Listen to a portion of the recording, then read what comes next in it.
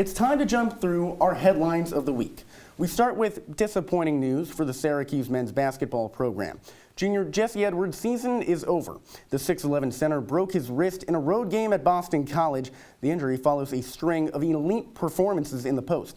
The Dutchman recorded double-digit points in 7 of the last 8 games, not to mention a pair of double-doubles on the season. He even led the Cuse in scoring against Louisville and NC State.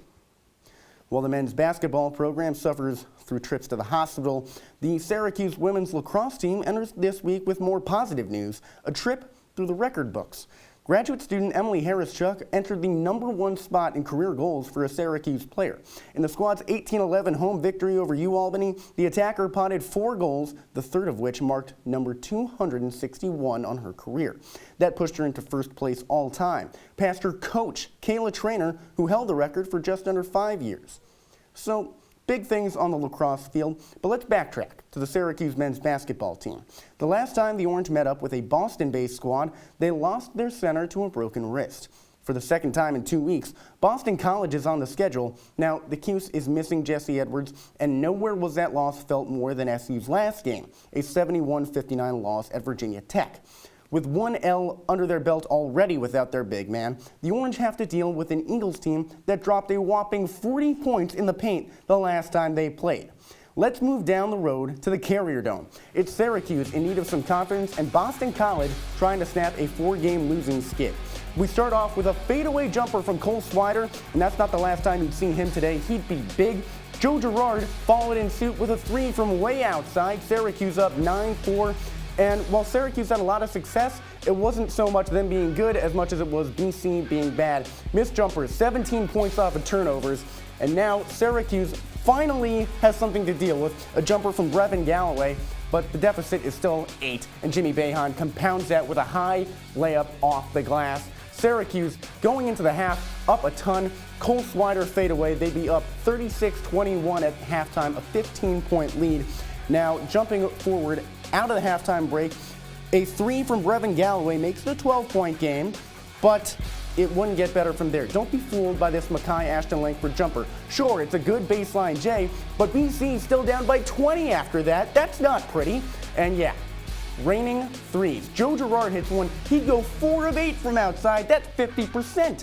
Cole Swider adding to that. He would end up with a team-leading 18 points, tied with Buddy Boeheim. A fantastic performance, 3 of 5 from outside. And I mentioned Buddy. Well, here's his older brother, Jimmy. 1 shot from outside on the day, and he nails it.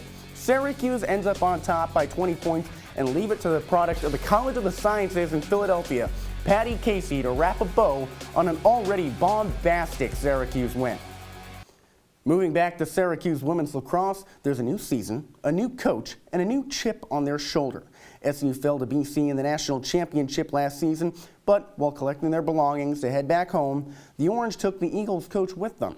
That's right, head coach Gary Gait left the program to coach SU's men's team. So, former Syracuse attack and Boston College head coach Kayla Trainer embarked on a journey back to the 3-1-5. Her first test back in the Orange kit was an opening day duel with number 13 Stanford. The Cardinal took a first-round exit from the NCAA tournament last season, so taking down the number 3 Orange would put out a strong statement. It's Syracuse and Stanford, East versus West, in the first battle of the new season. Leave it to Olivia Adamson, number 1, for goal number 1. Out from goal line extended, she nails it, 1-0 Syracuse. Now Megan Carney, fresh off the IR, she scores a goal in her first game back after tearing her ACL, showing why she's one of the top players on the team. But Stanford down, but not out. And really, they're not even down. Ailish Kelly with one of the most beautiful goals you'll see all year, and Stanford is up 4-3. But Megan Tyrell has a reminder for people on why she's one of the top players in the country. 3 goals, 5 minutes, that's a lot of hats. Now, Annabelle Frist would close out the first half, making it tied 6-6, but this game would be all Orange in the second half. Again, Megan Tyrell, goal line extended near the keeper's area, Syracuse up 8-6, and Emily Harris-Chuck is gunning for the top spot in goals in Syracuse history. You think a free position, she's not going to pot it? Syracuse comes out on top, 12-9, an easy win. That's one heck of a way to start the new season and a great way to start the new campaign for SU Lax. But let's trade in our sticks for bats. Syracuse softball found itself in the midst of a drought of sorts. The Orange stand at a measly 5-2 to begin ACC play. Despite following an out-of-conference win over Canisius, another Atlantic series stood hauntingly on the horizon with Louisville. Game 1 brought an empty pot for Syracuse, just 2 hits in the 8-0 shutout loss. To make matters worse, starting pitcher Ariana Adams surrendered 7 runs in the debacle with just 1 strikeout in a disappointing 3 1/3 innings of work. Game 2 proved slightly better, but not by much, a 4-1 loss for the Cuse. Now, the Orange mounted a better mark of 5 hits, 2 of which came from Layla Alves, who also made her way aboard in the first game. The oddity behind the plate, Alves is a left-handed catcher, and she snapped a 3-game hitless slump with the barrage of base hits she nabbed against the Cardinals.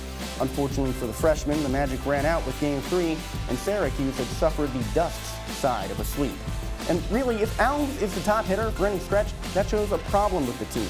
1 home run and a batting line below .270 does not exactly inspire greatness. The Orange's usual star outfielder, Angel Hasso, has been abysmal in ACC play, hitting just .154. Adding to that, the Texans failed to reach base against the Cardinals in 3 games. The poor hitting from players at the top is just a symptom of a bad disease. The pitching sits near the bottom of the conference, and the schedule just gets tougher. With 7 games to go, including series against streaking schools like Duke and North Carolina, SU needs to win 5 of 7 remaining contests to have a shot at making the ACC tournament.